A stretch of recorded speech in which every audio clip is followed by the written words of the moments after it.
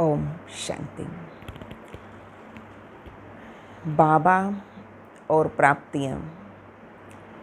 बाबा और प्राप्ति की स्मृति से सदा हिम्मत और उल्लास बढ़ता रहता है। तो इसी पे बाबा ने वरदान दिया है, अचल और एक रस भव।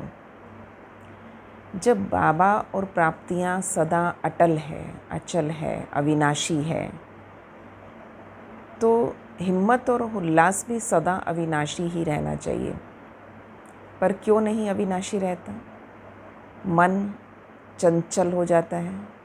तो मन जैसे ही चंचल हुआ अचल के बजाय, तो हिम्मत और उल्लास भी ऊपर नीचे हो जाती है।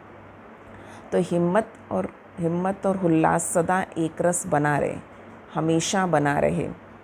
बाबा कई युक्तियाँ बताते हैं कि हमेशा उमंग उत्साह भरे गीत, एक कलेक्शन हमेशा अपने पास हो, ताकि उनको सुनकर अपनी प्राप्तियाँ इमर्ज हो जाएं।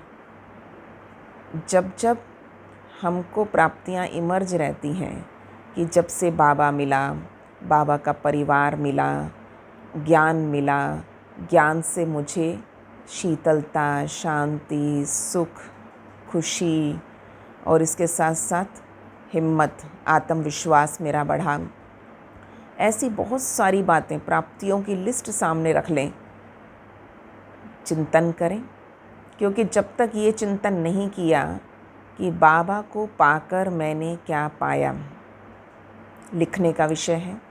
जब इस पर हम चिंतन कर लें, लिख लें, सदा ये इमर्ज रहने लग जाएगा। क्योंकि जब हिम्मत और उल्लास ऊपर नीचे होता है कि कभी कभी तो बहुत उमंग में होते हैं और कभी उमंग कम हो जाता है, तो बाबा ने एक शब्द दिया है कि उमंग उत्साह यानी खुशी हमारे ब्राह्मण जीवन का श्वास है। तो श्वास कभी तो बहुत धीरे धीरे आने लगे या कभी श्वास बहुत तेज़ी से आने लगे, तो क्या इसे स्वास्थ्य कहा जाएगा? जैसे शरीर के स्वास्थ्य के लिए वो निशानी नहीं है स्वास्थ्य की कि श्वास तेज़ी से चल रहा है या श्वास धीरे हो गया है या चल ही नहीं रहा, रुक रुक कर चल रहा है, तो पता लगता है कि कुछ ना कुछ बीमारी है। इसी प्रकार से ब्राह्मण जीवन में अगर कभी कभी बहुत उमंग उत्साह और कभी कभी बहुत ठंडे हो चुके, ठंडे ठार, तो बाबा कहते थे, बच्चे इस पर अपना कार्य करो कि मेरा उमंग उत्साह हर स्थिति परिस्थिति में, शारीरिक कर्म भोग हो, कुछ भी आ जाए, पर उमंग उत्साह कम ना हो, खुशी गायब ना हो। क्योंकि बाबा मेरे साथ है और साथ साथ हमें पूरे परिवार का सहयोग मिलता है।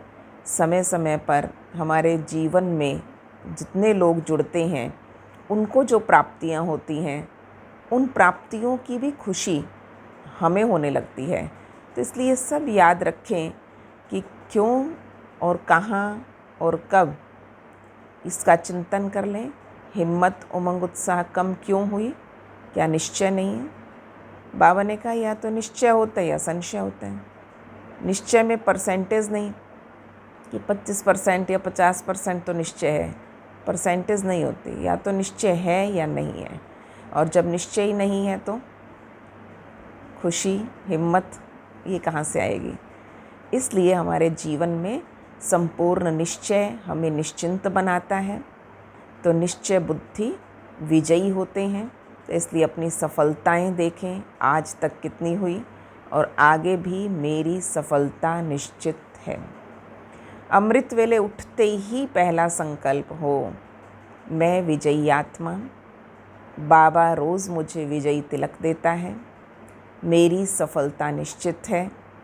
तो उन सब पहले की सफलताओं को याद करें। जब जब थोड़ा उमंग उत्साह कम पड़े तो याद करा दें कि अगर आज तक मेरी असफलता बाबा ने नहीं होने दी, तो अब कैसे हो सकती है? इसलिए संगम युग कल्याणकारी है। बाबा कल्याणकारी मिला तो मेरा अकल्याण हो नहीं सकता।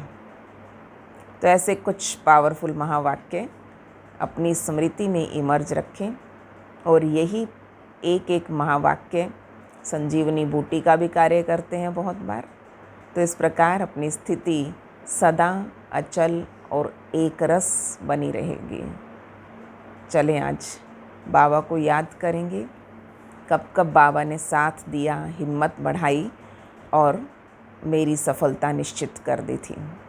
बाबा मेरे लिए रिस्पॉन्सिबल है, तो मुझे क्या चिंता है। आज सारा दिन इस चीज़ का अभ्यास करेंगे और बाबा को और बाबा से हुई प्राप्तियों को, स्थूल सूक्ष्म सब प्राप्तियों को आज सारा दिन सामने रखेंगे।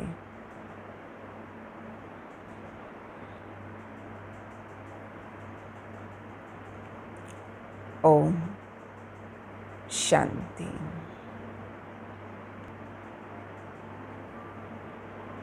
ओम शांति। आज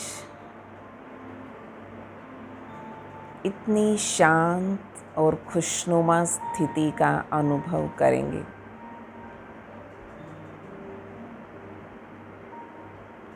कि हर परिस्थिति में मन शांत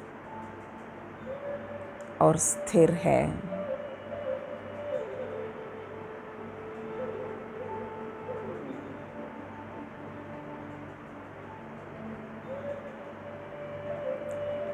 सर्व शक्तियों का सागर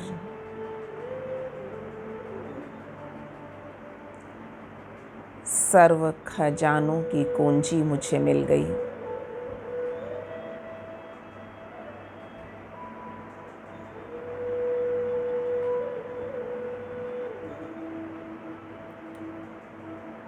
और बाबा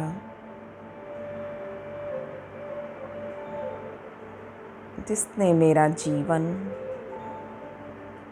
गुणों और शक्तियों से भरपूर कर दिया है,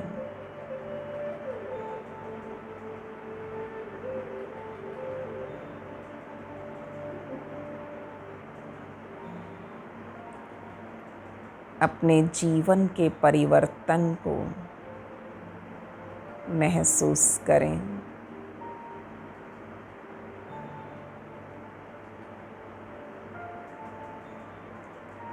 हर रोज़ बाबा की शिक्षाएं, बाबा के आदेश निर्देश मेरे जीवन का श्रृंगार है।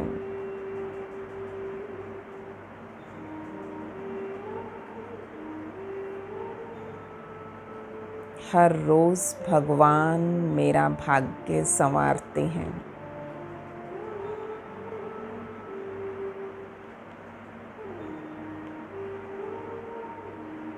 जीवन में आई हर परिस्थिति का धन्यवाद।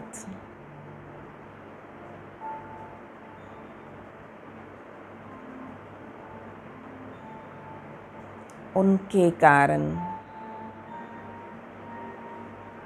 मैं बाबा की समीपता का अनुभव कर पाई।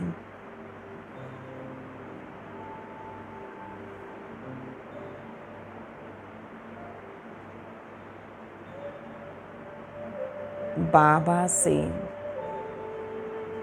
सर्व संबंधों का रस ले पाई।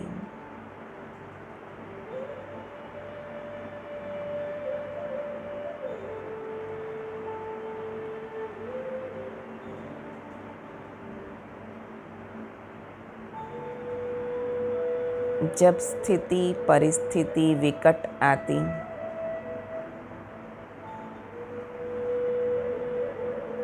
तो प्रभु मेरे निकट आते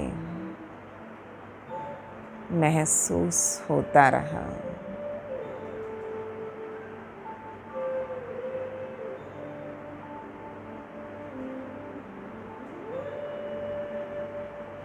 बाबा की आवाज़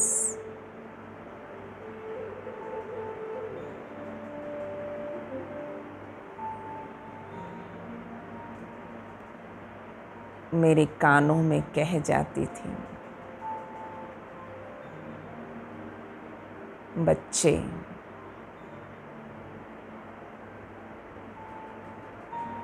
तुम चिंता मत करो,